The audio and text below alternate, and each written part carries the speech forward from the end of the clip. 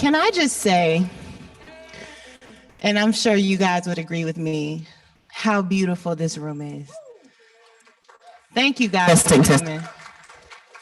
Seriously, the support is amazing. And thank you guys for coming. Like, you guys, they flew in. Isn't that amazing? I think it is. So my name is Beatrice Dixon. I am the co-founder and CEO of the Honey Pot Company. Thank you. And we are in partnership with Target. This is obviously Black History Month, right? Our little short month, but we made it. And we are here to talk about reclaiming wellness, which is extremely important to us at the Honey Pot family. You know, and when I think of reclaiming wellness, I think about spiritual well-being.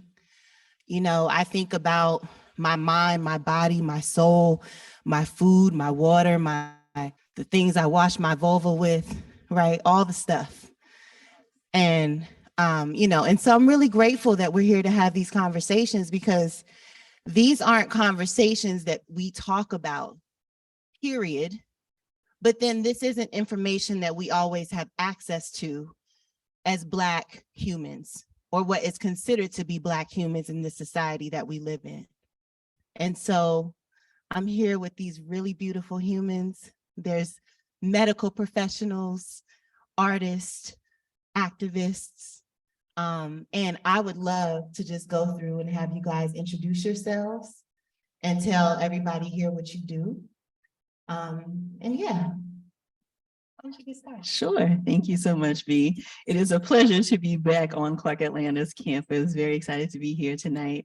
I am Dr. Joy Harden Bradford. I am a psychologist here in Atlanta, and I'm the founder of Therapy for Black Girls, which is an organization dedicated to breaking the stigma for mental wellness for Black women and girls. And we have a therapist directory as well as a weekly podcast also called Therapy for Black Girls. Hi, my name is Dr. Ruth Arumala. I am a board certified OBGYN, a minimally invasive GYN surgeon, and I am a facial and general cosmetic surgeon. So I've been in school forever. That's just that. Forever. And ever. But my passion is to make sure that every Black girl who's ever told that they cannot be who they want to be can see me and know that they can be whatever they want to be.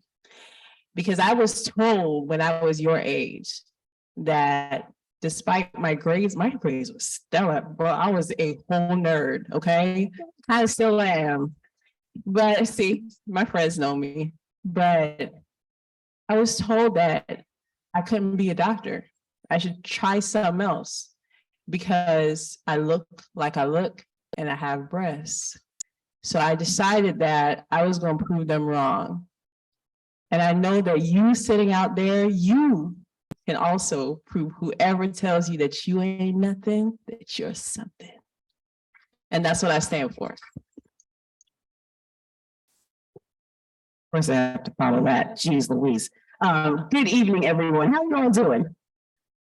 Yeah, this is a nice house for a Friday night in Atlanta. I'm really impressed. Thank you all for coming out. Thank you to Honey Pot for having me. My name is Risikat Okedeyi. I go by Kat for short. I am a self-titled cultural architect and a professor. My creative practice is really around Blackness, diasporically speaking. I ride really hard for Black people. I ride super hard for Black women. And so a lot of what I do is centering us in everything from club nights to operas to, you know, shows, whatever it takes to get the vision out, that's what I do. My wellness practice is also buttressed by my spiritual gifts and my herbalism. So I'm also a root woman who has learned from a lot of other women that wellness is a daily intentional practice. So I'm looking forward to our conversation tonight. Okay, and then to round it out, I am Dr. Epiphani Simmons. I have a PhD in neuroscience, and my day job is a postdoctoral researcher at Stanford University. I think that throughout my education, and as I go up, and I'm sure that you guys can attest to this, but the diversity gets smaller and smaller, and your leadership also within diversity is even smaller than you. And so in light of that, I decided to seek additional ways to engage in activism and to support the Black community. And so on social media, on TikTok and Instagram, I enjoy educating people on the brain and how it works and making it accessible, but also providing resources and information for health disparities, particularly those that Black people are facing in this country today, because they are very real, contrary to what people may believe. And they're not a weakness. That's something that we just as a community need to be educated on so that we can move forward as the powerful community that we are. So that's where my interests lie. So these questions are so good, you guys, that I'm gonna ask them directly from my cards, so don't judge me. But there was a lot of love put into these questions, and I just wanted to say that. So Dr. Simmons, much of our efforts about reclaiming wellness starts with acknowledging history, right? And how the trauma from slavery to civil rights to the civil rights era can still impact us today. As a geneticist and neuroscientist, could you share your perspective on how this affects our community's health and wellness? Yeah, so I think it's incredibly important that we start with evaluating the history, because you can't be a Black American if you don't understand the trials and tribulations and oppression and brutality that has been faced for generations. So to start with slavery, and in the context of health and wellness, there was little to no access to medical care. And slavery during those years really sets the foundation for the health disparities that we see in this country today. And I don't want to take too much time going through slavery and abolition and Jim Crow, but something that is important to note throughout all of this is that the current health disparities we face are structured and reinforced by the events of our past. So for some of the health disparities, particularly within the Black community, so we see cardiovascular risk factors, hypertension or high blood pressure, increased likelihood for kidney disease, and other chronic risk factors. And one of the leading explanations for why so many Black people are facing these health disparities is socioeconomic status. And as many of you may know, there has been structural racism put in place to prevent Black people from accessing wealth, from obtaining generational wealth, from giving something to their children and their children's children. And I think that is one of the leading reasons and factors that can explain the health disparities we see today. And then our food too, right? Yeah, and so we can talk about that too. So I think today, if you see a lot of health and fitness advocates online, and if you're scrolling, I know everyone sees. And I think and what you see is you're in charge of you. Just get up and do it. And that's not like we do have power, and it's important to not feel powerless. It's important to take action, but at the same time, it's very important to acknowledge the barriers in place. And easy for, let's say, a Black woman as it might be for a white man from a higher socioeconomic status. So in terms of slavery and diet, we can diet and we can see the lack of nutrition. Actually, a lot of Black people, it's like well known. We like flavored food, we like seasoned food, we like salt. Yeah. And there's this theory that a lot of that the cultural diet we have is rooted in the slave diet and how we were able to make that fuel our bodies and how we were able to survive off that diet. And that's a part of the culture that brought us to modern day. And is that the only factor for why our community has disproportionate representation in cardiovascular disease or hypertension? Absolutely not, but I think it's something that we can definitely consider. So yeah, so that's acknowledging the history, but at the same time acknowledging the history and why we are in the position we are today, but still being aware that changes can be made in order to move forward and respect and value and nourish your health. Thank you for answering that. That was a big question. So, Dr. Joy, I would also love to get your thoughts on the mental impacts, right? That's just literally in our DNA. You know, that you have to work really hard to change and to kill those kind of, you know, generational curses. That is just, it's a thing, right? We can't act like it's not.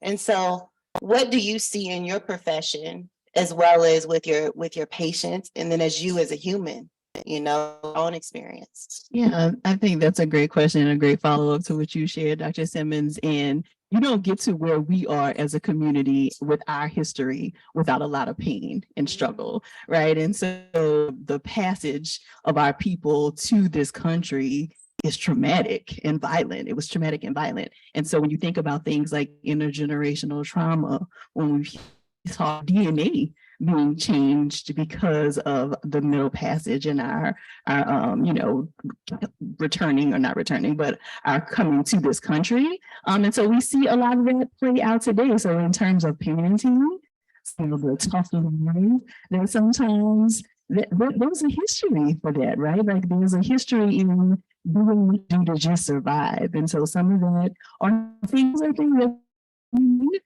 so that we can have a better chance at doing things differently now.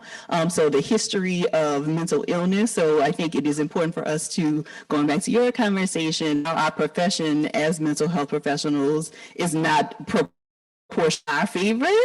You know, so things like running away from the plantation used to be classified as a mental illness, right? It was called. And so when we think about when it's time for us to reach out for help, that's why I want to actually reach out for help, because there's all this fear about what does that mean? Does that mean I'm crazy? Does that mean something's wrong? We know that there's just a lot in our history that it's time for us to kind of reevaluate and take stock of so that we can make different decisions today. And when I think about my own life, working hard, like having to work twice as hard. I know a lot of you, your parents had said that like you got to work twice as hard to get half as much. But in some ways that's good, right? Like we are a panel full of but what is the other side of that? What impact has that had on our mental health, right? So when we think about stress levels, and people have talked about the weathering effect that happens, particularly the cumulative sense of stress. And so we have to pay attention to things like how much are we sleeping, right? So this whole grind and hustle culture, it's like, oh, sleep when I die. You don't sleep when you die, right? That's not sleep. And so I think all of the things that we can do on a daily basis to really take care of ourselves and take care of our mental health. It is interesting how culturally that is a thing, you know, when we have to like go to bed, right? Like we need like 6, 7, 8 hours of sleep. You need to drink water. You need, right? Doesn't mean that you need to be vegetarian, but try to eat less processed food and more protein, vegetables, right? Carbohydrates. We have to take care of ourselves, right? That is the literal example of reclaiming wellness. Pat, I would love for you to weigh in, because I hear it in your mind. The game is going. It's like, oh my God. So there's so much. I will say this about what Black people have been through in this country, and then Black people diasporically. The biggest thing, if nothing you take away from this tonight from me, is that we have got to decondition. Because we have got to decondition the conditioning. This is something that I see often. I'm in the classroom, I'm in the streets. We have taken on the behaviors of our oppressors and the way we treat each other. It's not popping the way part of that is because you can't come up in a system like this with generation over generation and not learn a couple of tricks.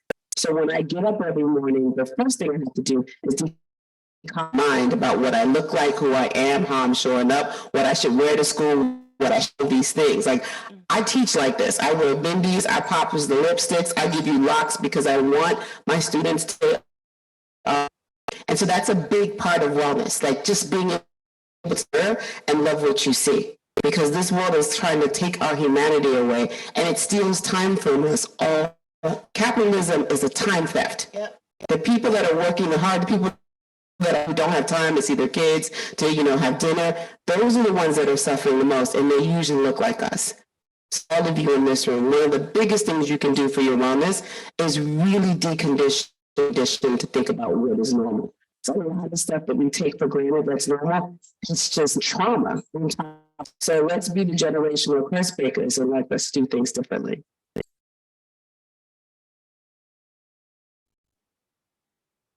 Ruth. So this came across my computer and we are supposed to be talking about wellness. I said, they are really, because wellness is something that is health. It's a tier above health. So health is like the absence of disease, right? You're just not sick, right? But like thriving. And that's something that we don't understand in our community. Explanation that everybody has given as to why history is important, we have to really sit in that and marinate, because it's so, because we were conditioned to survive and never thought, crossed the minds of your grandparents who are probably still alive that they can thrive. That is why they ask you, how dare you get Uber Eats? There's rice at home. My parents be like, there's rice at home. You can eat that. How did they say it? There's rice at home. There's rice at home. No, you just have we're going to show out. Just get ready. So they don't. You guys know. Your parents don't understand why you're out in the club when you should be getting ready to go to work your second job. They don't understand that because we were never taught that it's a possibility to thrive. But I want to submit to you that we do need to thrive, but we need to take a step back, because there is a pseudo wellness. And that pseudo wellness is smoke a little blunt, we have a little alcohol, we go out, we hang out with our friends, and we mask the issues that exist. And that is pseudo wellness, because you're thriving, you out here popping, everybody knows who you are, and you look good. But you're masking all that pain, and it's really just still there. And it's going to marinate, and it's going to break you. And one day, you all have seen this. You've seen somebody that looks like they got it. They're popping. They have the followers. They have the like ratio, whatever y'all call. I don't know what y'all be doing out there, but they have it. And then they end their lives. They take their own lives because that was all being masked. So what I want us to do is go past the pseudo wellness and take it a step back and make sure that we actually know our bodies. Like when you wake up and you do that morning poop, turn around and look at it, know what color it is, so that if it's green, you know when it's not supposed to be like that. Okay? And then you can say, hey, I need to see a doctor, because the problem with us is that we get mad, well, I get mad, and my profession gets mad at us that we want to pray away things. But let's really examine that. there was a time where there was no Morehouse and there was no Howard and there was no Clark Atlanta that can actually teach people to be any kind of profession. So who were our doctors? Pastors. That's who our doctors were, pastors. So when we pray, we think that our condition was so bad that we had to reach up to the divine to help us. That's how bad it. Can you imagine? Like, you have to think about it. You surpass. You don't even want a human being to help you. You want the divine to help you. That is how bad our conditions were. So when that happens, I have to be empathetic and know that there's so much history that holds us back and shackles us and keeps us down, that we have to realize that at some point, like you said, we actually have to make a choice that this is not going to continue. Because the best thing for our society is we stay here. This is the best thing for them. I used to say that they should never let us read. They should never let, because imagine the joy that Black people have despite. You can imagine if we were actually knowing who we are. I say, and I submit to you, that there must be a reason why there's so much concerted effort to hold you down. Yeah. That's how powerful you are. There is a reason why they don't want you to know who you are. And they don't want you to reclaim your wellness, because if you're well, you're. Yeah, boy. So, Dr. Ruth, I don't even know how she's gonna top that. How has Black history impacted our relationship with medicine today? You know, and then on top of that, what are some areas where you feel the industry needs to grow? So, you know, I kind of preface this by saying I'm Nigerian, so I have a little bit of insight into this. So, you know, I was talking to B about this and how the herbal paths clicked to me when I was getting ready for this conversation. So back in the day, these were cooked up and used as for its healing properties. There's something called ugu leaf. If you're a Nigerian, you know what an ugu leaf is. If you have anemia, they tell you to blend that leaf. It's a bitter leaf. And you take it and it will, your hemoglobin, I have actually studied on myself. My hemoglobin, I used to look like I bleached my skin. That's how my anemia was. I used to chew ice like it was going out of style. And I tried it and it shot my hemoglobin higher than a blood transfusion would, right? But when a white person walks into a continent where they are afraid, but they want to take everything from it, they villainized that, and those people became witches. Nigerians call it babalawo. They're witches, right? Those are people that are supposed to be healers. And if you think about how demonizing that is, and you have to fast forward through the slave ships where there was no health, you were trying to survive, and you go straight into a situation where you are working for somebody, and what you are is either you are a breeder, right? You're a sustainer, right? Or you're a nurturer. You're the person. We used to breastfeed white people's kids. Like we used to give our actual bodies for them to live. You can understand what that means, right? So what it has done is conditioned us to make sure that we know that our bodies should never be for us. As a Black woman, your body is never for us. Even you think about right now, what's going on right now. If you're on social media, even a smidge, I don't know why y'all like to talk back and forth where Black men keep telling Black women they're not a preference. Just ridiculous. You're not a preference. After all they've done, no mother looks like the person you're calling not a preference. Are you okay? Are you normal? Is this normal behavior? Like that, your nose was crossed and it tumbled out of your mouth and you said that was okay for me to say, and that's fine. So we're taught that we are just not worth it. So when a Black woman comes into my office, it's very different, y'all. Very, very different. Very different. And I'm saying it's different from a Hispanic woman that just got to this country 2 years ago, don't speak no Spanish, don't speak no English. And they will tell you, they will make sure that their voices are heard.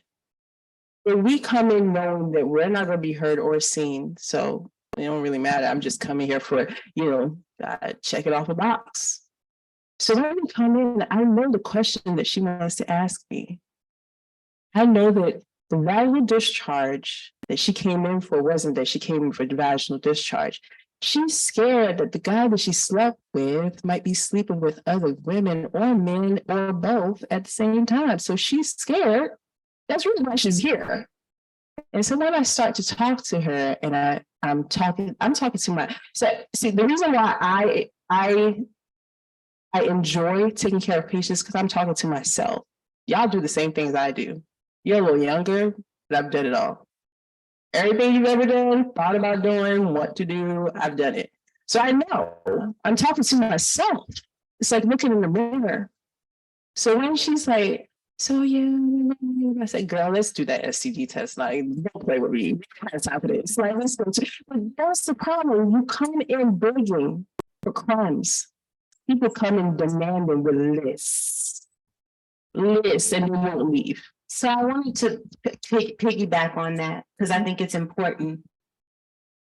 Listen, do not be ashamed to go to the doctor and get tested.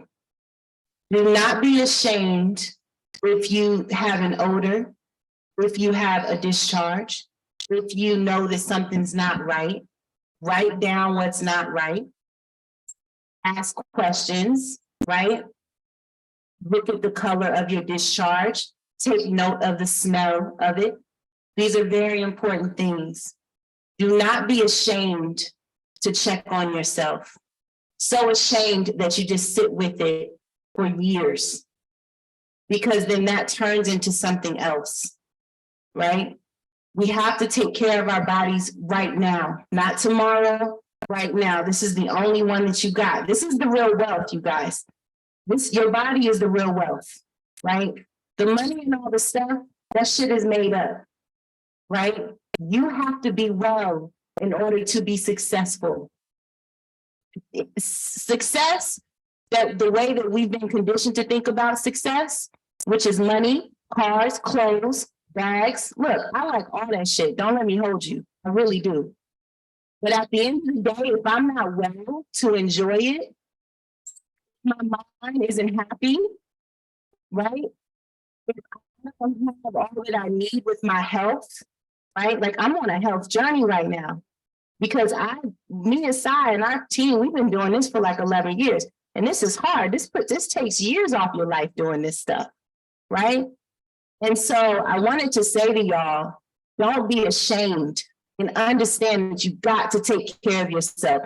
None of that stuff means anything unless you are okay, right? And so I appreciate you saying that because it's necessary. You know, again, we all done been where y'all are, right?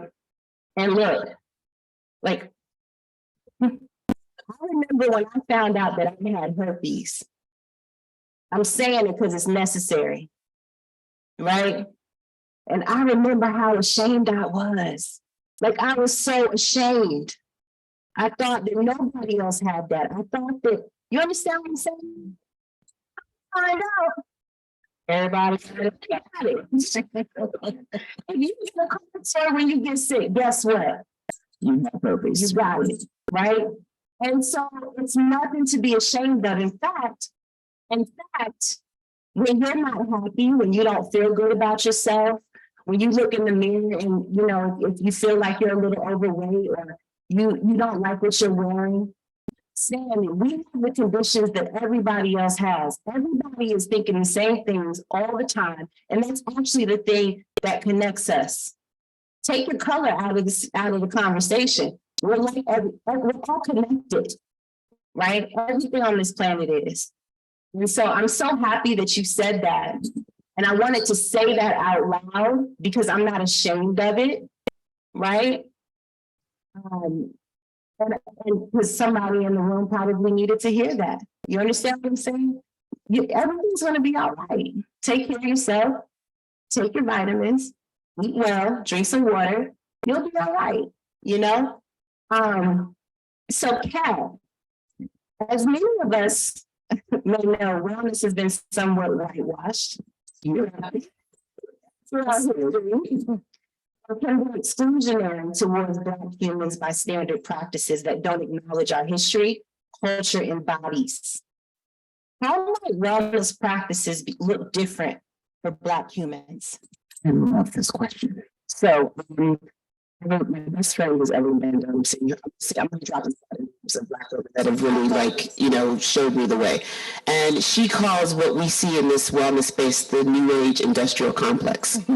And she basically talks about how, so I view wellness in the way that it's presented as aspirational white women's luxury.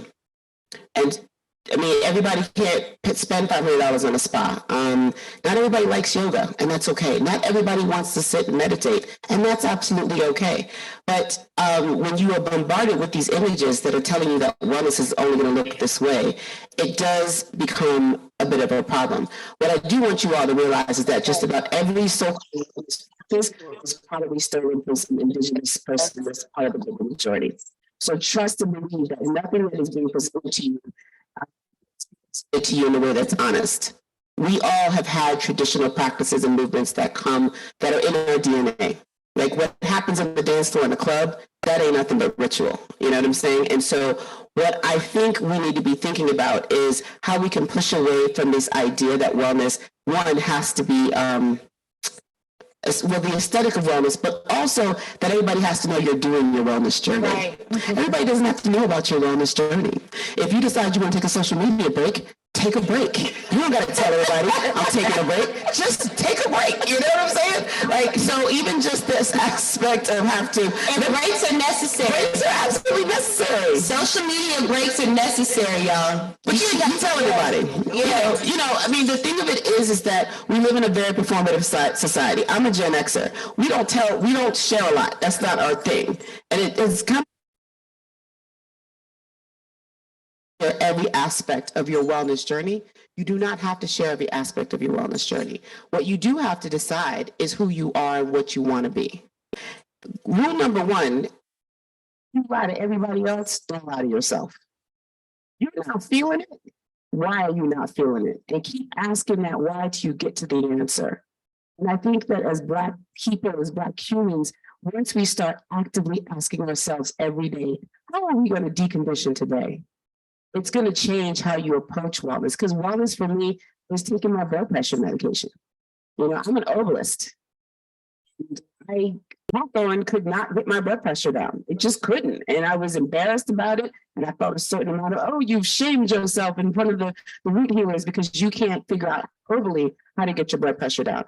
And I have an amazing general practitioner. She's a Cuban woman who's she's very much an African auntie in her own right. She just says all kinds of things unsolicited. She doesn't care. And she wore me out. She was like, listen, you're genetically predisposed to this because your dad has it. I need you to take this low-grade medication because if you don't, we're going to have bigger problems. And she really had to shake me up a bit. And so part of it is that you have to know what your why is. Why are you doing that? Why is that necessary? You know, what is it that you really want? Everything that we think we want or that we need to have is often being sort of ruled by some other thing that we haven't sort of discovered yet. So wellness for me is really digging down deep into what it is that you want, why you do it. Some of you are taking classes that you don't want to take. You're all right over there. Some of you are in majors that you don't want to be in, you know? But you've been told, well, you know, you got to make money. And if you don't make money and you're not successful, and if you're not successful, then why did you spend all this money getting this education? And, you know, we paid all this money. And so you're going to have to make it worth our while. And so there are all of these ways that we're fighting with ourselves. So for Black people, I see people individually. I read for folks, you know, I do blends, whatever people need. I spend a lot of time with Black women in particular, and there's a lot of y'all who are just doing shit that you don't want to do because you think you have to, because you've been told as a Black woman, you have to. And I'm here to say that you don't. You just have to figure out, if you decide to pull back and not do it, what are the consequences? Can you live with those consequences? Do you need help? Ask for help. If you can't get the right help you need, keep asking till you find the people that are going to show up for you. Yeah, because repression will make you sick. It'll make you really, really sick. And it'll show up in your body in ways that are wholly unpleasant. So it's not worth it. Yeah, our mommies always tell us stress can kill you. The funny thing is it actually can, right? It turns into other things, right? So we chatted previously about how trauma can be passed along. Yeah.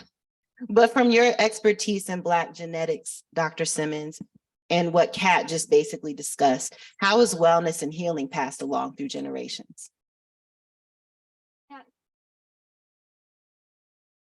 So I think an aspect that needs to be discussed when talking about generational trauma is the impact of epigenetics. And so just to kind of explain what this is, you have your genetic code or your DNA, and it's your instruction manual for your body. But it's extremely long. And so you need to like wind it down and package it up. And then when you need more cells or more proteins, your body comes in and copies certain parts of your DNA or certain genes in order to be functional. And so that is just genetics. Epigenetic modifications is the changing in the way that your DNA is packaged and stored. And there is research done that social experiences can change the way that our DNA is packaged and stored. It can have epigenetic impacts. And so what this looks like, a prime example that's taught is women experience, like throughout the Great Depression, there were epigenetic changes. And what that looks like is certain genes in their DNA, when they experience trauma, the packaging winds tighter. And so when your body goes to make more of that protein or more of that gene, it can't. You've lost access to it. And so even though your DNA or your instruction manual is still the same, the functional aspect in certain parts of your DNA is lost. And this is something that happens when you face physical trauma, but also emotional and psychological trauma. And it's still like a very ongoing part of research, but it's also like there are studies evaluating it in clinical trials. And so in terms of what that looks like for our wellness and our well-being, I think it's really hard to know how to immediately interpret, is there an epigenetic modification within me? But I think what's important to do is just to be patient with yourself again and have this like understanding that there are these barriers, and more so to understand that psychological and emotional trauma does have a very real effect in your body.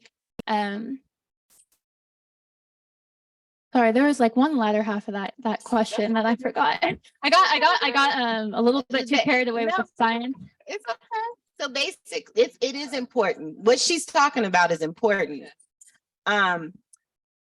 So discussing how wellness and healing can be passed along through generations, basically. Yeah. So your DNA is so extensive, and there's so many parts that are functional, but there's also certain parts that are not functional. And so when we have these genetic modifications, it's really hard to tell, are you going to see an actual effect? Are you not? And then how is that going to get passed down? Sometimes it can get passed down 3 generations, having this very real modification to the DNA. And yeah, it's interesting. There's still a lot more research that needs to go into it. But I think the main is that there's not like a very clear answer when it comes to this specific field, in terms of, you can't have a patient come to you and be like, oh, my parents experienced this just brutal trauma. Like is this going to be affected within me? My patients can't come to me and tell me why their mothers don't have their uteruses. I mean, that's an actual thing, but they're just like, yeah, so my mother, I don't know anything about whether or not my mom had fibroids because she had a hysterectomy at 32. So we don't even know that part, like the actual thing, not even the trauma, like the actual macroscopic thing that actually happened. Their parents are alive. They still don't know because they said, well, I was bleeding a lot and doc told me I got to go. And I said, okay. Can I jump in? This one, I Please. wanted to, you asked the question around sort of passing on wellness. Yeah. This is why we have to decondition from this idea of wellness, from this complex, because there are things, Sunday dinner is an act of wellness. Yep. And so there are things that Black people have always done, but because of the way we think about work and leisure, it gets sort of misplaced as a hobby or a side thing when it might actually be an act of wellness. So I do think that the way, like I'm Nigerian American, I've always been fascinated by family reunions. I think they're amazing. I think they're absolutely, I think it's such because we don't do that. Like, at least in my family, we don't like We actively do it at funerals and weddings. Right. But like actively, like, nobody's died, nobody's getting married, nobody's had a baby. We're going to pick a date and we're all going to get together and wear t-shirts and like meet. That's amazing to me. And so I think it's fascinating. So when we think about how we learn, there are a lot of nonverbal clues that we're probably getting. We might just be placing them we may not be categorizing them as wellness. Short story, my mother, she passed when I was 19. So I've been a matriarch since I was 19. So I've been stressed for a while. And she had a prayer room. We were not allowed to go in the prayer room. When my mother closed that door and the bell started ringing and she started chanting and the incense smoke was coming up under the door, if you broke your leg, you just held on to it until she was done. If you were hungry, you just drank water. But we all knew, and she never had to say it to us, but we all knew when mom goes in the prayer room, nobody bothers her. And my mother, I swear to God, every time she would come out of that prayer room, it was like she was floating. I already thought my mother was a goddess, and she claimed the word witch as a Nigerian woman, which makes her super progressive. So she was this witchy Black woman who, did all kinds of really interesting things, but she would literally float out of her prayer room. And I realized how important it was when we had to move back to Maryland from Miami and we had to downsize, and she lost her prayer room. The person that my mother became without her prayer room was a completely different person. So while she never said to me, hey, when you get older, make sure you have a space for yourself to do your ritual, by watching it, I realized as I got older, there must always, at least in my house, be a place for ritual, because I know what it looked like when my mother lost it. So I do think we see it. We just need to figure out how to place it in its right context. Yeah, I want to. Go. I just want to add to that shortly. Like, that's a really powerful anecdotal experience, but it's also really supported by data that your mental well-being and also community, to tie that in. Community and social interaction is so important to have for wellness, but also for health. It has very real positive effects for your brain and brain function. And I think that's important to remember.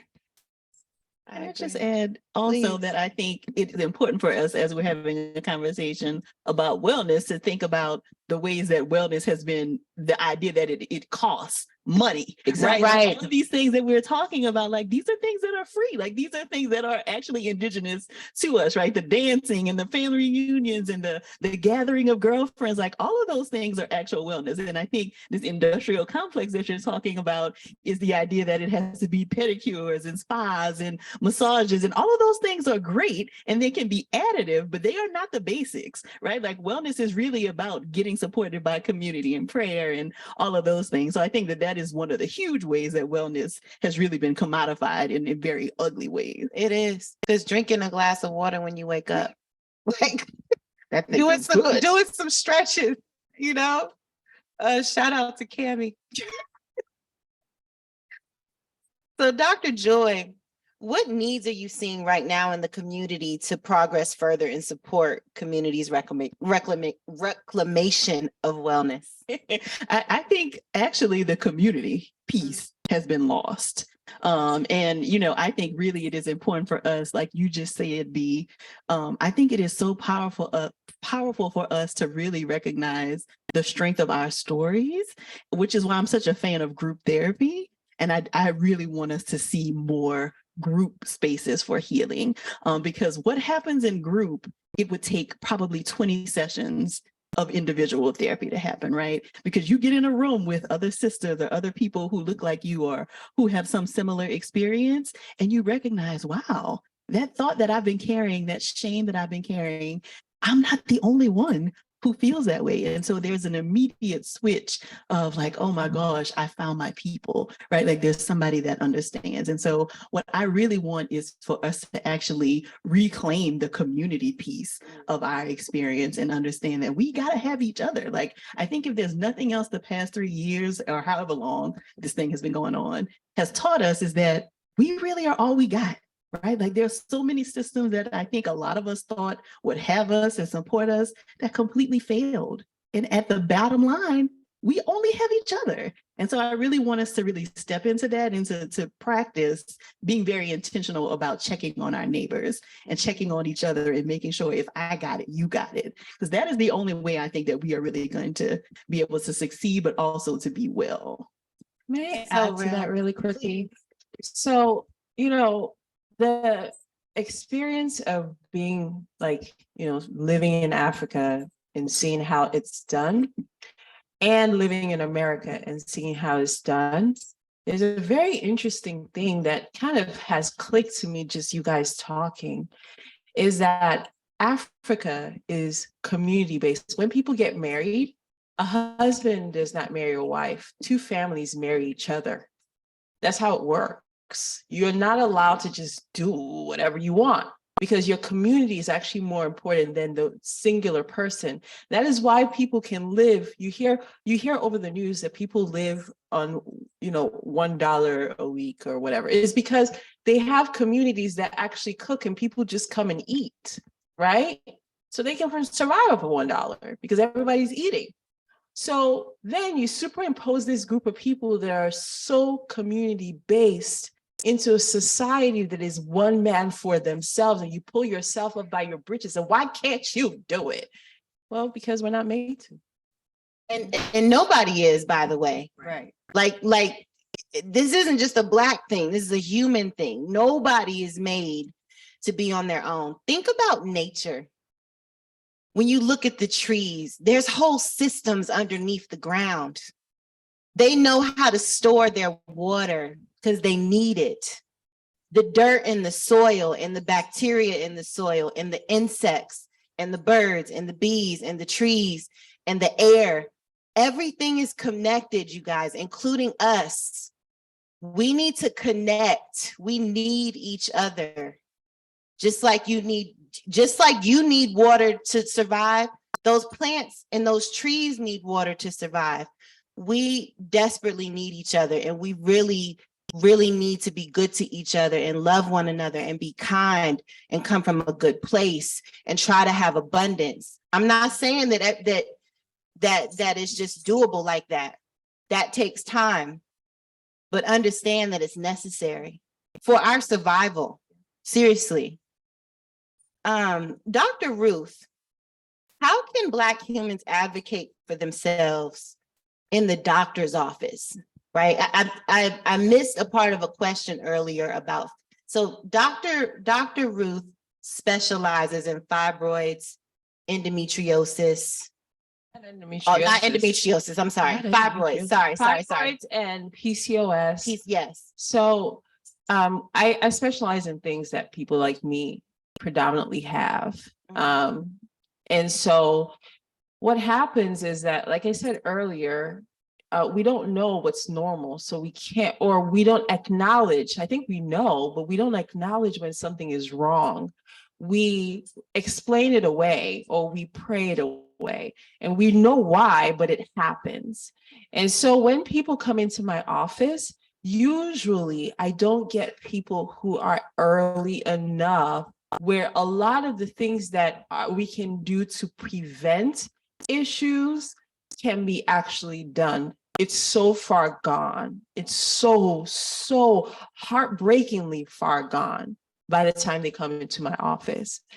And maybe because I'm a tertiary center, maybe it's because I get referred people that they've tried other things, but it is really bad. Sorry, I don't mean to be disruptive, y'all. I am so uncomfortable and I cannot sit in this chair. Yeah, Okay. yeah. I apologize. No No worries. worries. We keep going. Keep going. And so the problem is that what I would love to see happen, what I would love, and it starts with your generation, really, because we're working now on secondary prevention. I'm 36. Most fibroids start to occur in our society in their late 20s. So, and they come real. I've had a myomectomy, so I'll be very clear and honest, and I share this all the time. A myomectomy is the surgery to remove a fibroid, or 8 in my case, and reconstruct the uterus so I can still have a baby, because I have never had a baby, right? And so the reason why it is important that your generation know this now is that when you start to see blood clots coming, you're saying to yourself, this ain't normal. This was not how it was last year. I need to see my doctor, and not say, well, it's going to get better. Hide your head under the sand. And that's what I need from us, is that we teach our children, we don't hide it, we don't act like it's a problem. Well, it is a problem, but we don't act like we are the problem. We act, or we hide it in shame. It is important that you know that it is what the signs are, what's normal, what's not normal. It's not normal, got to see a doctor. I have to see somebody. And what really pains me about all of this is we know the statistics. A lot of you can rattle out like Black women are 2 to 3 times more at higher risk of dying during pregnancy and pregnancy-related conditions. You can say it, but it's actually really scary, because then what? I have patients who, during the pandemic, Floyd ridiculousness, when they were carrying boys, they had 3 additional traumas. They felt, number one, what is this panorama panini going up around us? I don't know what's happening. What is this virus? Are we going to survive till the next day? And they basically were scared of what will happen if they take the vaccine. If they don't take the vaccine, what will happen? That's 1 trauma, or 2. Then they thought to themselves, well, what if I do make it through? Will I be alive to take care of this baby? And then they said, 3, if I do have this baby, is this baby going to see 18 or 20 or 40? It was insane. I had women having panic attacks. I have a reproductive psychologist. She only takes care of women around their period, around their cycle of their lives, from menopause to periods to pregnancy. And so I refer my patients to her. She's called me and she said, I ain't got no more space, sis. So you can imagine, this is what I'm saying, is that we have so many issues, but I hate that we know so much, but we don't have the solutions, because it leaves us even more traumatized, even more anxious, with even more trauma. So I hope that your generation, maybe somebody listens to this and says, you know what, I'm going to go into this field and I'm going to figure out why. Right? I'm too busy taking out the fibroids. I don't have time to research why it's happening. I'm just taking them out and just help making women, because there are women in front of me who, if I do not help them, they will bleed so much, they will have so little blood left that they will continue, their heart will continue to get bigger and bigger, because it's pumping so much that they will have heart attacks and they will die.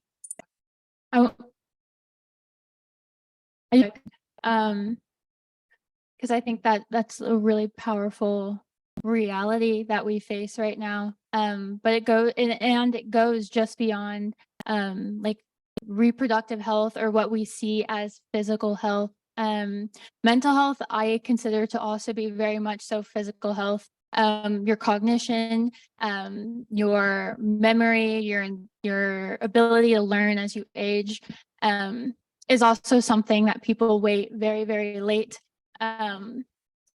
to address. So once they start having this like decline, and you'll see it in your grandparents and your parents as you get older. It's really important to go to the doctor and get assessed as early as possible, because exactly like you said, preventative treatment is so much more powerful than treating something that's severely progressed. And then also you made a note that you can't be doing the research and doing the medicine.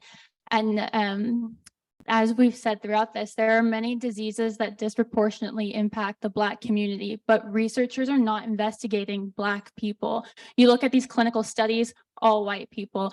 You look at hypertension studies where Black people are are well represented, and yet no clinical research is being done for them, or very little.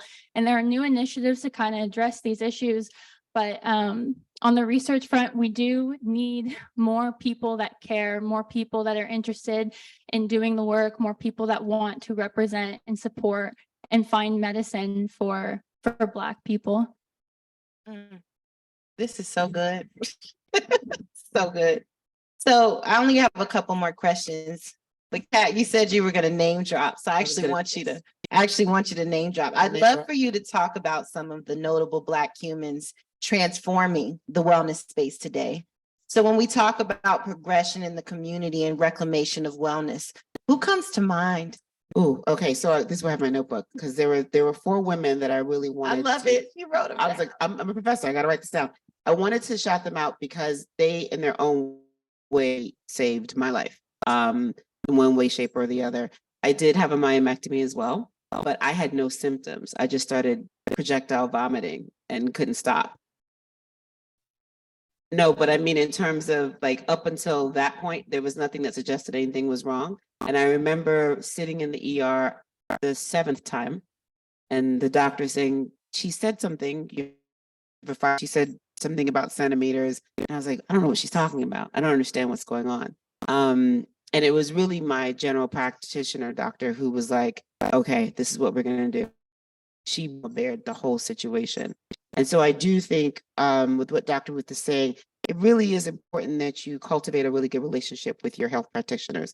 If you don't like a doctor, you're not obligated to keep a doctor that doesn't make you feel comfortable. And for me, that it saved my life. And in addition to that, in terms of advocating, when something else started growing, I told them I had more surgeries and I want to try a natural method. And they were like, okay, we'll give you 6 months to try something natural. Let's see if it works. But if it doesn't, then we're going to have to really reconsider. So Sosa E is a program. She's a certified nutritionist. She's also an actor. So if you ever watched An African City, that web series, she helps women with hormonal imbalance. And what I appreciate her is that ever being talked to about hormonal imbalance. I remember my hormones being talked about in pregnancies, and that was it. But no one ever talked to me about how could throw my hormones off in a way that would actually create more drama. She really helped me understand how my nutrition and the fact that I was actively dehydrated was affecting. Bridget Rawlings is she's a massage therapist. She's an amazing massage therapist, but she really does help with which most of them. So she helps us kind of get out of our heads and gets into our bodies. So she has different modalities when it comes to like massage and touch. And in our community, it's important and it's very lacking. So she's someone that I with my health a lot, and I at least once a month. Mayasa Telfair is in Virginia. She's like this big ball of light, and she really works with women around the divine feminine, kind of how we work in that space around your womb. So she does yoni steams, stuff that y'all are seeing on the TikToks. I mean, this is something different. It's very ancestral. Also uses belly dance as a way to help women. So I really have appreciated it. Belly dance in particular, just movement has been really helpful, because we know, particularly as Black women, the move in the world sometimes are of our gentleness. We have to sometimes just to survive things. And then finally, Rhaenyra Fontaine she's a doula, she's a midwife, but she has this ancestral pot medicine that is just magic. Like, I've gone to therapy and sitting on the pot, Manira dragged out all my mommy issues. Stressing. She's amazing. And she was the person that when I decided not to have a second surgery, and by the time we had gone through the whole course, the mass that was growing, it was like the doctor was like, I need to go look at your old files because I don't know. And he really wanted to understand what was happening. But the reality, a lot of what was happening with me was, mom trauma, as it were, with that. So I wanted to shout those women out because they are brilliant. And on IG, I'm going to create a list so you can find them if you're interested. So I wanted to say, you mentioned hormones. Another thing that people don't realize is that when your hormones are off, it can make you feel depressed. It can make you be sad, make you it can that your blood sugar doesn't work properly, you in a function of not being able, right? Hormone is probably one of the most important things that we should look at. And typically it's talked about or when you're going to go through menopause. But moment on health, and understand also if it's possible, because it has access, but it is something to save, to understand what your food allergies are, because sometimes if you're eating the wrong things and your body is overworking to try to process it, guess what, that can your hormones. And so I wanted to say that, and then I also wanted to add to, and I learned this from you, Dr. Ruth, when you go to the doctor, having somebody on the phone when you go to the doctor, or having a friend or your mommy or your sister or whoever, having somebody advocate with you, or you, somebody there who can just like remember, me and Dr. Ruth did a podcast. One of the things that you, and also I said it earlier, say it again, make a list of what you want to talk about before you go to the doctor. Because when you get there, you're a little nervous because you don't know what's going to happen. Get in there, get right. And so, these things are really important because our wellness is everything. I want to wrap it up. I could be here with you that's watching digitally and in this room, and I could be on this stage with these beautiful humans, like literally for hours. It didn't even feel like an hour went by, a little bit over. So my team is like, wrap it up.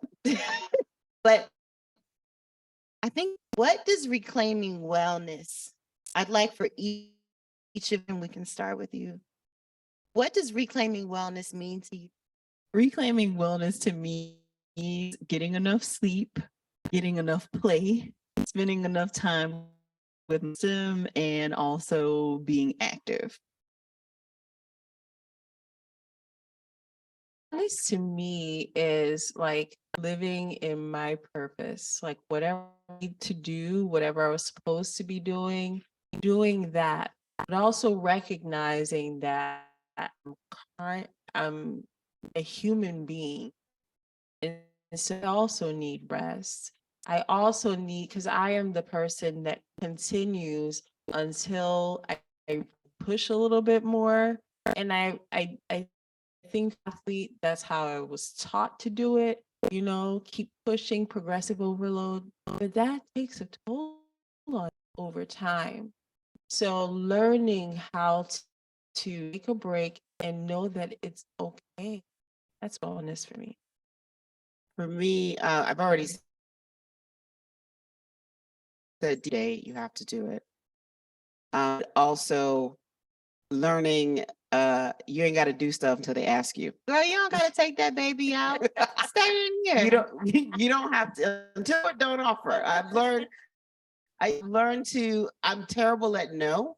So I've learned to I've learned to be like, what, don't offer. They didn't ask you to do that. Did anybody ask you to do that? Why are you doing that? So, removing myself from the martyr piece is also a big part of my wellness. Also actively challenging what is normal. So making sure that nobody bullies anybody. So I don't know, none of my pumpkins, this is what I call my nieces and nephews, are allowed to call each other fat or ask ridiculous questions like, what have you been eating? Like, you get cussed out at Auntie's house if you do stuff like that.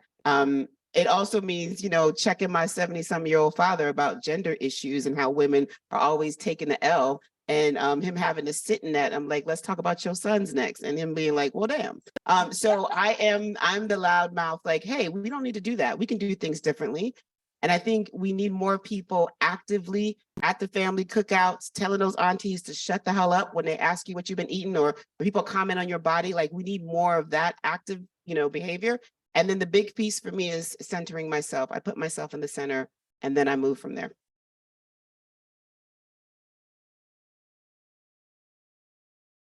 Okay, so to round it out on some amazing answers, I think wellness for me means, I think like a lot of women, I would fall into like a people-pleasing tendencies and making myself small and not heard, not seen.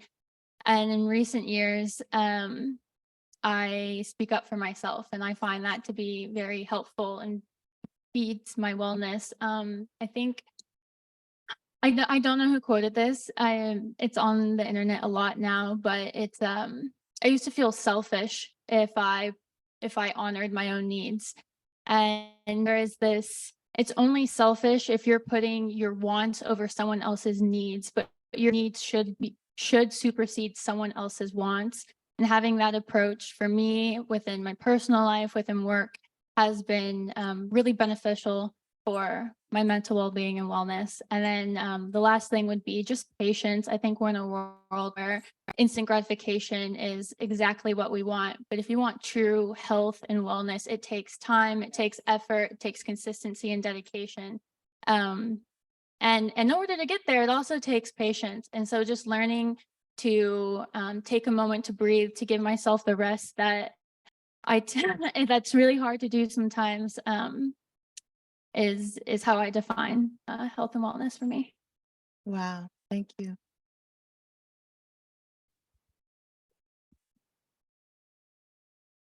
So we are about to wrap it up, but I just wanted to say thank you to everybody here for sharing space with us. And I love you guys, and I love you guys. And let's be good to ourselves. Let's be well.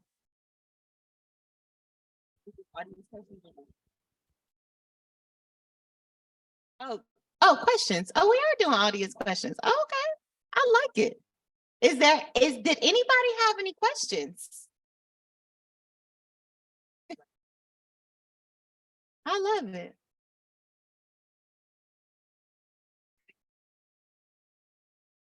I just wanted to know Miss Kat's Instagram. Oh, Instagram. It's KATSKORNER. Okay. Excuse me, everyone, if we can please still be respectful. If you are going to exit, if you could exit quietly, please. So, okay, KATSKORNERCO. So you should see a profile picture of me. And I'm sure Honeypot's going to share. So make sure you're following Honeypot. I'm sure they're going to do recaps and some good business. Thank you. Have everybody else's Instagram as well? My Instagram is at Hello Dr. Joy, DRJOY. And mine is at I.am.dr.arumala. Mine's short. I am Dr. Arumala. They need it one more time. I.am.dr. It should come up by now. ARUMALA.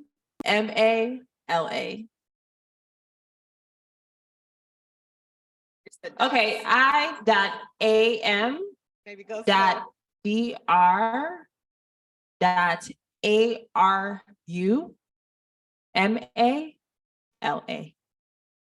There you go. And then mine's just Dr. Piff, P-I, or Dr. period, sorry, DR period, PIPH, Piff. Hi, everyone. Sorry, really quickly. If you guys can please have a seat, we're not going to pass anything out until the end and we have enough for everybody. So if you could please stay seated, let's be respectful of the question and answer period and keep the noise down, please. Hi, everyone. Good evening. My name is Niall Williams. I also currently serve as the 34th Miss Clark at Atlanta University. My question to you all is, what's one misconception that you had in your early 20s about wellness, and how do you think we as college age students can navigate our 20s and in the wellness space? Yeah, I have a short answer. I'm still in my 20s, so I think that something really important is to understand that your mental health is part of your physical health. So I think especially as college students, you're stressed, you're on triage mode. So I can't take care of this part of myself because I need to take care of this test or this assignment. And mental health has a very physical effect in the body. There's a study done on people who have depression, and there's blood-brain barrier, like bleeding in the brain at a small level, similar to the concussion. So after concussion, you may have bleeding in the brain. With severe depression, you can also see physical effects. So it's not something that you can just say isn't happening. And so, yeah, just to reiterate, honor and respect and nurture your mental health just as much as your physical health early on. I didn't think about it. And that's how bad it was. I was just trying to get into medical school and then trying to get through medical school and then trying to get into residency and then getting through it. So I am going to tell you how hindsight is 2020. If I knew what I know now and I was in my 20s, I would not do the roller coaster of not doing anything until right before the exam and then going up and then crashing and then going and not doing anything. I would have worked a little bit and built and built and built and built, because at 36, I can't do that. I can't do it. I can't stay up past, no, I can't do it. That's what I would do differently. This is probably, take it for what it's worth. I would have dropped more classes. I'm dead serious. I think the fear of failure forced me into this. I'm going to push through whether I should or not. And I really wish that I had been like, you know what, this isn't for me. And that's okay. Like, I think everything isn't for you. And if you try it, it doesn't work, let it go.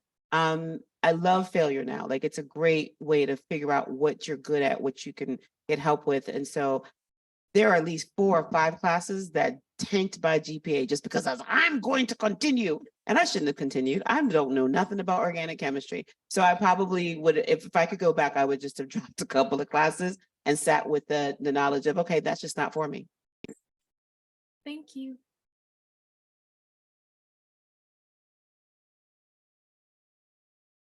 Yeah, are we doing that side next or?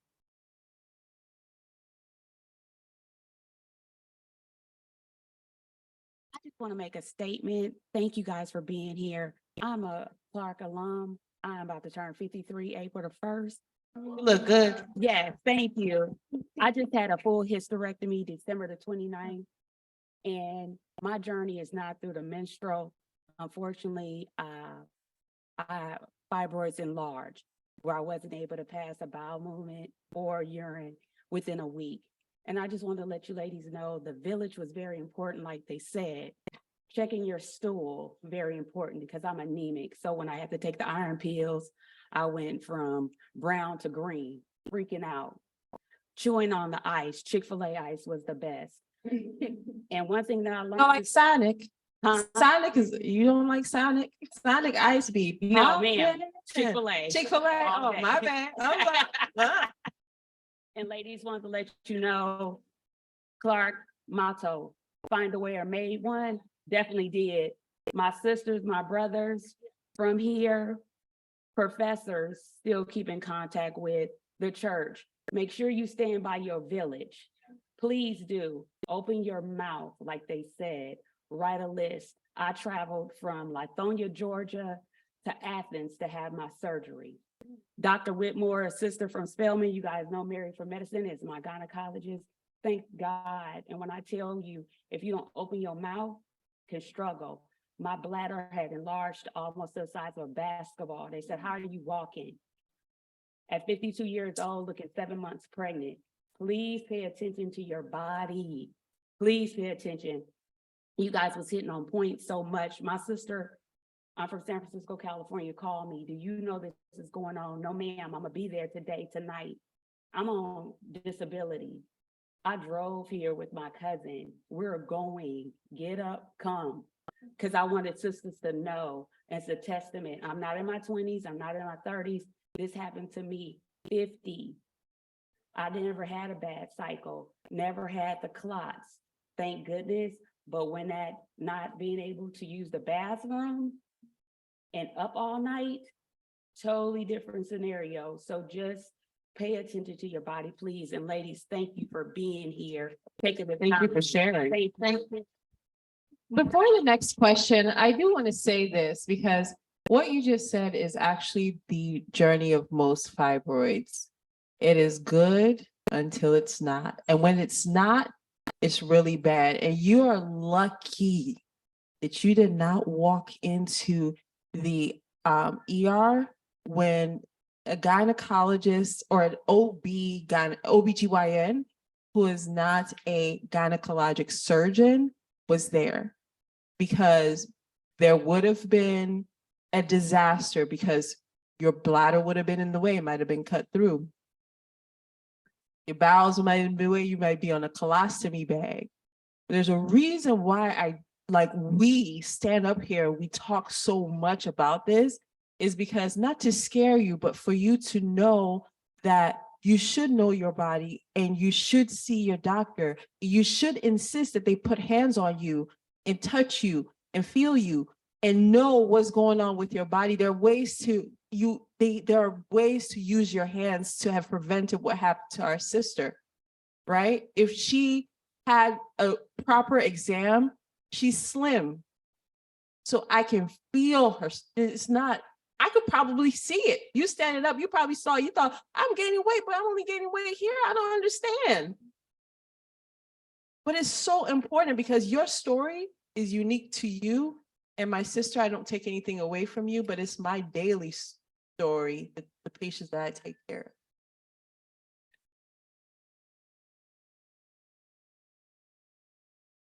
Hi, everyone. My name is Rain Stewart. I'm a first-year student at Spelman College. And my question to you is, you guys mentioned how you have been teams before and in our position, but knowing what you know now about wellness, what advice do you have about where to even begin on our wellness journeys? I think journaling is a really good place to start. So all of the things we talked about knowing your body and taking care, track that if it's all in one place. And so whether that's the pretty journals we grab at TJ Maxx, or if you're just keeping a note in your phone, I think at the end of the day, taking an account of what happened, how am I feeling, what's going on with my body, and then looking at that across time can be really helpful and a great place to start. I also would say, look at how you live now. There's probably some acts of wellness happening, but I believe that we all self-soothe in some way. And to me, that's an act of wellness. So maybe kind of look at your day and see, what is it that makes you feel at peace? Can you do more of that as part of your day? And I would also say, give yourself time.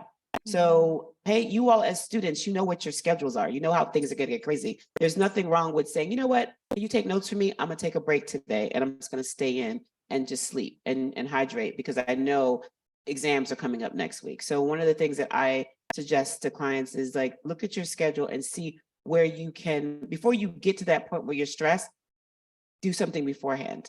So if I know I'm going to be stressed next week, what can I sort of take off my plate this week and just sort of relax in that? And I want to say, be responsible with your words. Hey.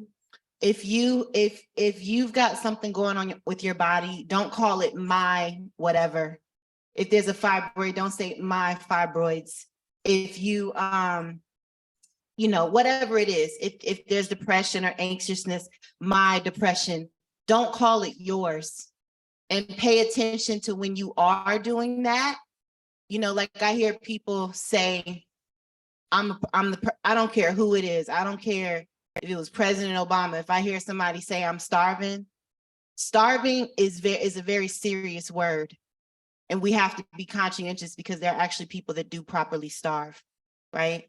And so being responsible with your words of what you want for yourself. A lot of times we talk about what we don't want, but speak more about what you do want, because whatever you think is energy, right? It's coming to you.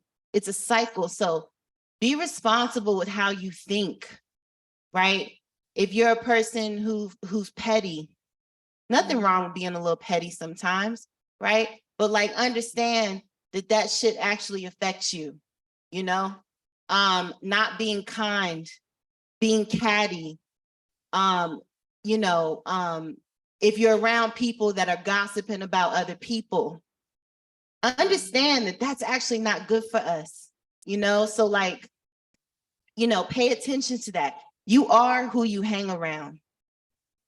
Just like they say, you are what you eat, you are what you think, you are who you hang around, right? So like all of these things, when you're talking about unconditioning, you know, one of the best ways to uncondition is to pay attention to what you're doing and to write it down, you know? That when I got on my journey to wellness, which was in my mind, you know, one of the biggest things that I did was paying attention to like how I talked and what I said and who I talked to and who I was around. So being really responsible with your time, with your energy, with your thoughts, you know, because when you think well, you'll notice you'll actually start to eat better. You'll start to drink water. You'll want to be quiet. You may be like, you know what, I'm gonna just stay home. You know, you may want to drink less, smoke less. You know what I mean? And that's another thing.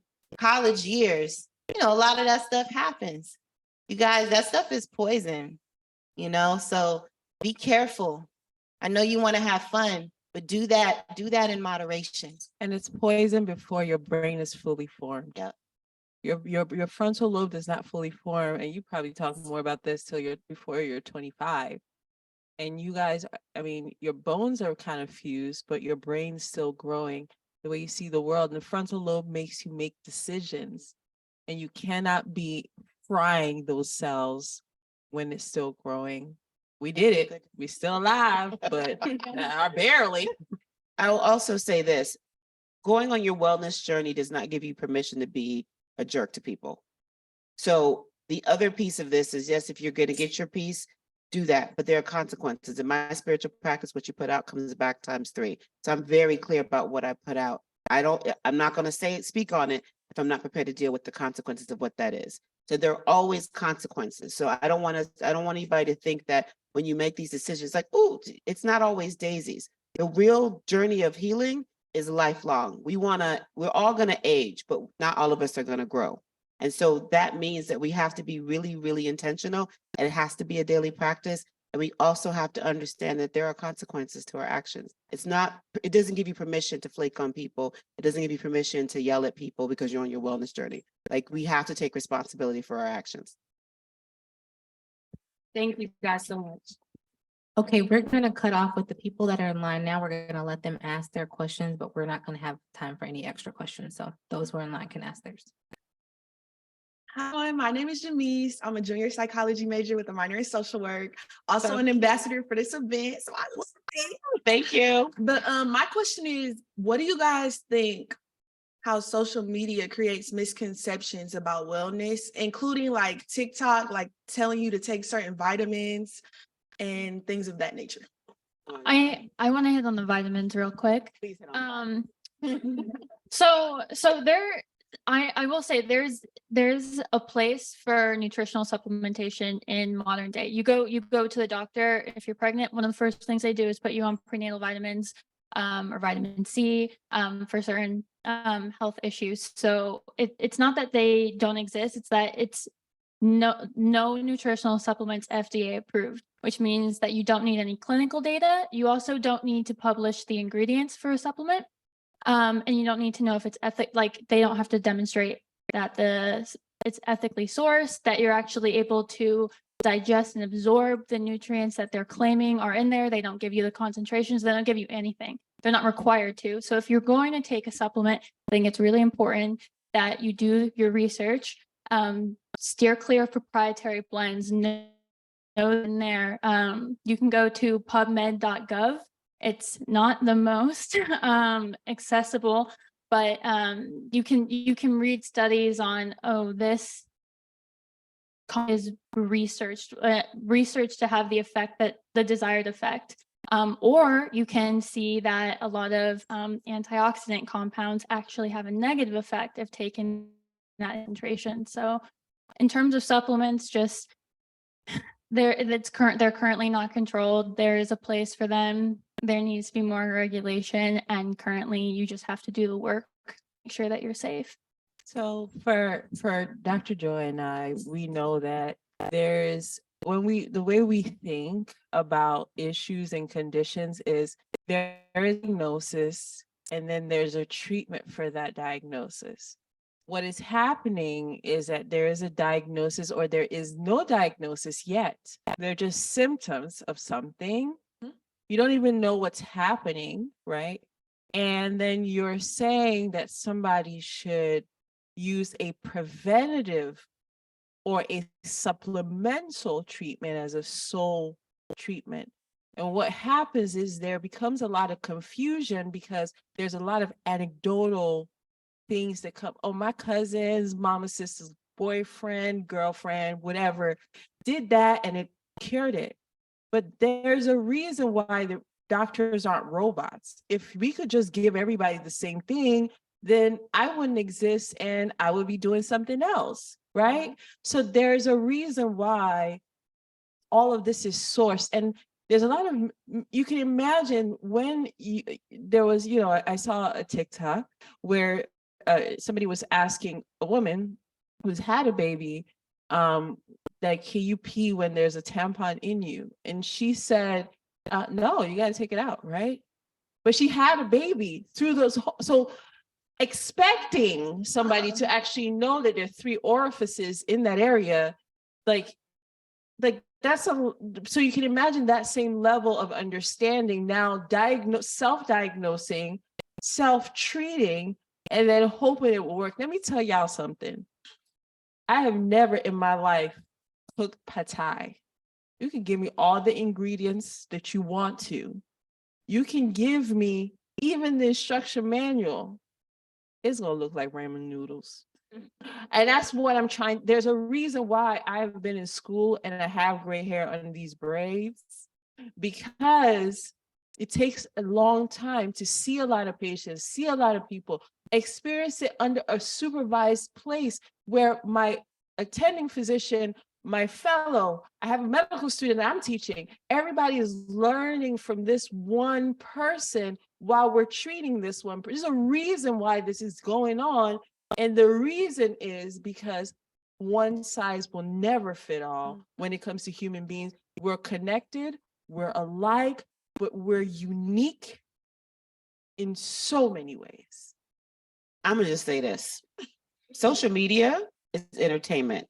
Not to say that there aren't valid people on there, but it's entertainment. Take it for what it is and then go find somebody who's got some background in it. I love y'all. Y'all have more words than I ever had to describe different ways of feeling. But the way that the way that these words are being used, it's just confusing. And I think the idea of entertainment where you're like, let's go through a history fact and you're not a historian, that's not cute. So what I would say is, if you have an interest in it, research it. Go find somebody who actually knows. But please don't let TikTok take your lives away. Please stop.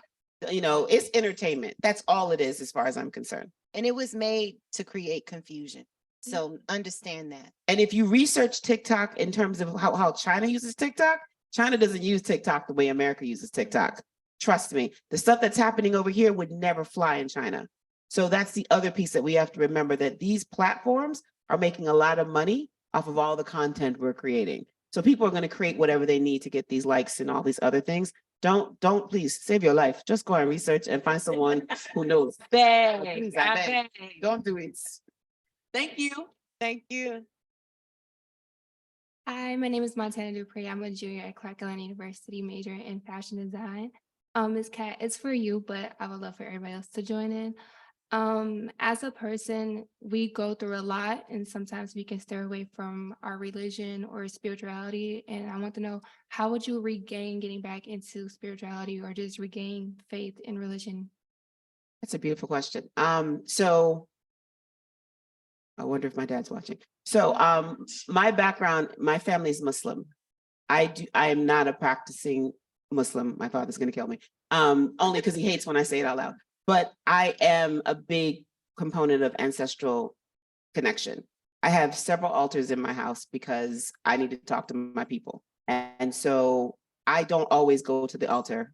I don't always do offerings. I don't always, pray. Like praying is just a weird thing for me. It's something I have to really work at. Trust me when I tell you, your people do not want you to suffer. Your ancestors they don't want us to suffer. And I think what you have to remember is that faith and the way you walk with the divine, it's in everything you do. So it may not look like sitting in stillness, but it might be the way you take care of the pre-K kids that you watch at 3:00 or whatever. Don't forget that I think we're always protected. I think so there's always people with us. I think to connect back to that, you have to remember what it felt like the last time you connected. You also have to remember that with any practice, it's about consistency. So if there are certain things that you're doing that sort of feed you and you stop doing them, then yes, you're going to feel a little empty. The other thing is, I got an amazing village of people who understand that when they come to my house, is this an altar? Can I put something on it? Like they're constantly reminding me of how I walk in spirit. And so even if sometimes if I forget, they'll reflect that back at me and I'll know I have to get back on it. So hopefully that answers the question. I would like to add, because I am completely opposite to my sister. I am a practicing Christian, and it was very, very interesting to me because I actually grew up in a hot church, very hot, and I basically it was a really traumatic event situation for us because like nobody would sit on the same pew as us, right? Like they just won, and I just couldn't understand why my parents kept going there. And so it was really hard for me in college. When I was your age, I actually did all sorts of philosophy and religion courses. If you see, you'll think like I was a minor. So I was like so confused, like what's going on? Like these people don't like me, and their God definitely can't like me. So I couldn't understand it.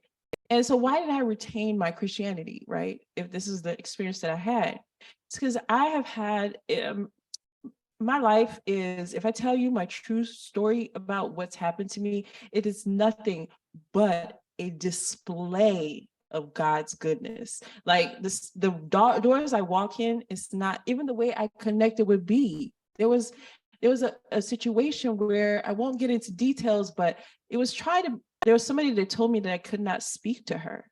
And I had to take down the podcast I did with you the first time.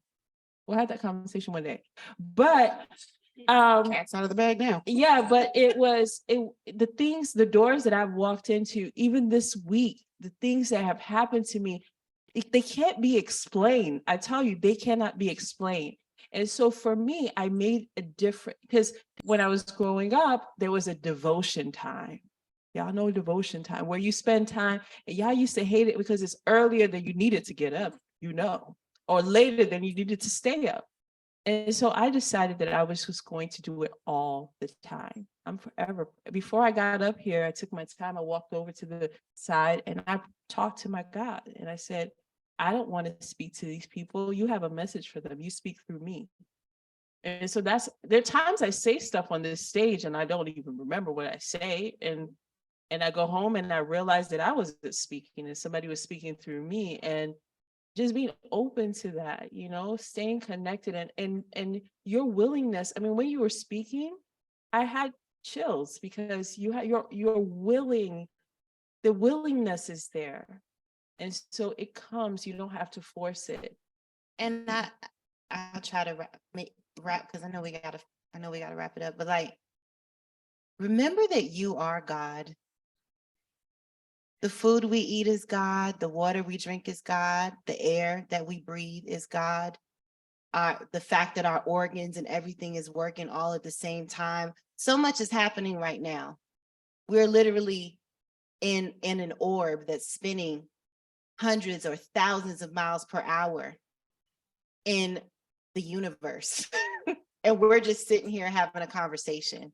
So like, it can be whatever you want it to be. It could be practiced through Christianity or through Islam or through Santeria or through Yoruba or through whatever you want it to be, but understand that like, though, while those things are beautiful, and I think both of you guys said it beautifully, Kat, one of the things that you said beautifully was like, there's no thing that you have to do to connect to a third party that we've been conditioned to think as God.